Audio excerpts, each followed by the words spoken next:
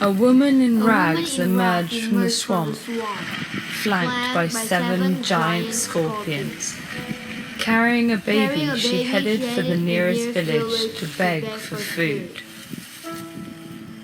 She approached a magnificent mansion, but the mistress of the house took one look at her grimy clothes and unusual companions and slammed the door in her face.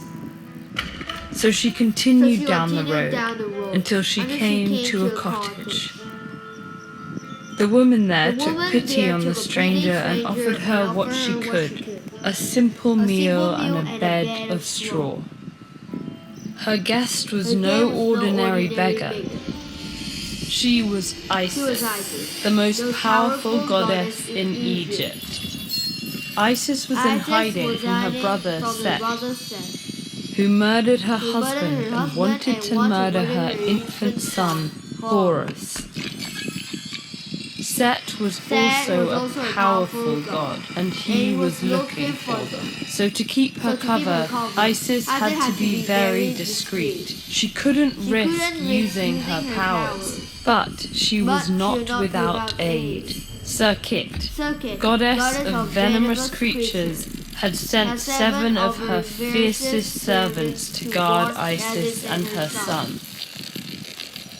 As Isis and Horus settled into their humble accommodation, the scorpions fumed at how the wealthy woman had offended their divine mistress. They all combined their venom and gave it to one of the 7, Tefen. In the dead of the night, Tefen crept over to the mansion. As he crawled under the door, he saw the owner's young son sleeping peacefully and gave him a mighty sting.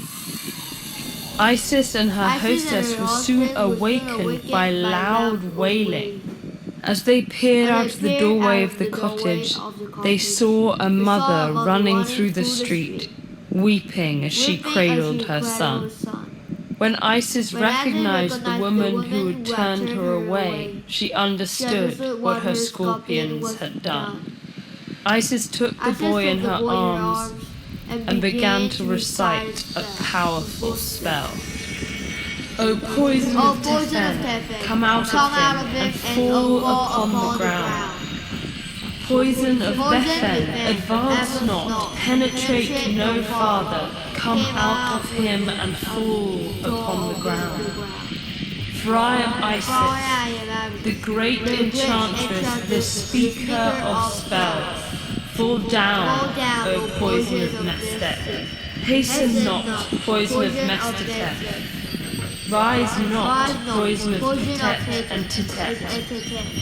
Approach not, poison of Martet. With each name she invoked, that scorpion's poison was neutralized. The child stirred, and his mother wept with gratitude and lamented her earlier callousness, offering all her wealth to Isis in repentance. The woman who had taken Isis in watched in awe. She had had no idea who she'd brought under her roof.